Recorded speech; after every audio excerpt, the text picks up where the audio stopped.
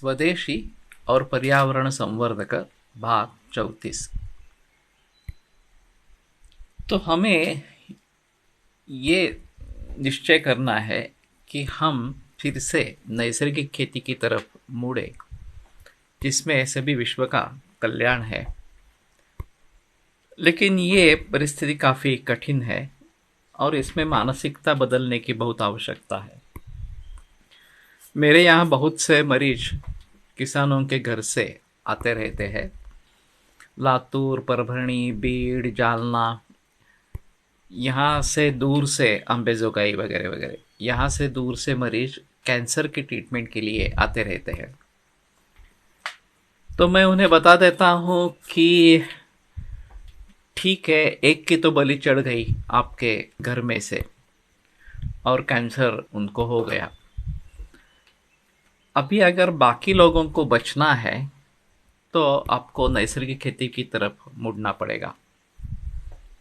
तो वो बता देते हैं कि नहीं, ये तो मुनासिब नहीं है।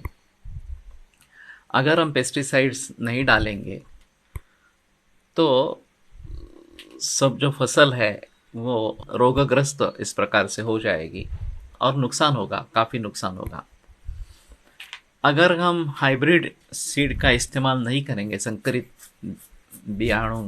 बीजों का इस्तेमाल नहीं करेंगे, तो हमें ज़्यादा उत्पन्न नहीं मिलेगा।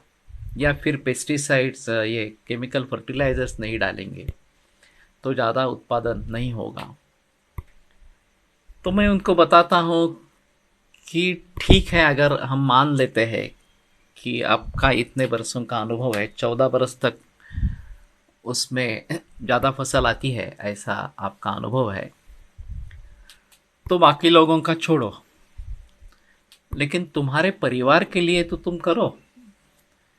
कुछ हिस्सा खेती का अपने लिए रख दो, जहाँ आप देसी बीज का उपयोग करेंगे, जहाँ कुछ भी पेस्टिसाइड्स या फर्टिलाइजर्स इस प्रकार के नहीं डालेंगे। कम से कम एक देसी गाय रखेंगे और उसका गोबर, गोमय वगैरह वगैरह जो है वो उसका इस्तेमाल करेंगे। तो कम से कम ये तो तसल्ली होगी कि अपना परिवार सुरक्षित रहे। अब रही बाकी लोगों की चिंता, धीरे धीरे आपको इसको परिवर्तित करते जाना है।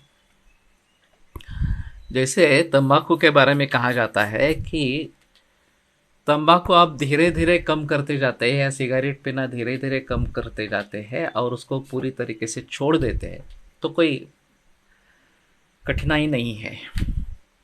लेकिन ये धीरे धीरे अगर छोड़ना नहीं होता है तो तुरंत छोड़ देना चाहिए। हमें तंबाकू या सिगरेट से मुक्ति पानी है, ये सबसे अहम निश्चय होगा। उसी प्रकार से हमें इस प्रकार की रासायनिक खेती से मुक्ति पानी है, ये अहम निश्चय होना चाहिए। वो एक बार ही कर दे, जैसे सुभाष पालेकर जी कह रहे हैं कि ये सब छोड़ दो और नैसर्गिक खेती की तरफ मुड़ो, बेहतरीन तरीका है। अगर नहीं हो सकता है तो धीरे धीरे तो छोड़ो, लेकिन छोड़ना है ही, ये सबसे अहम चीज इस प्रकार की रहेगी।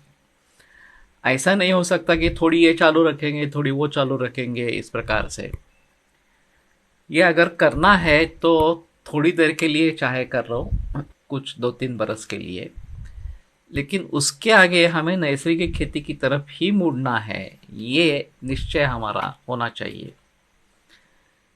रही बात अगर घाटा उसमें हो जाता है तो क्या करेंगे, इसके बारे में है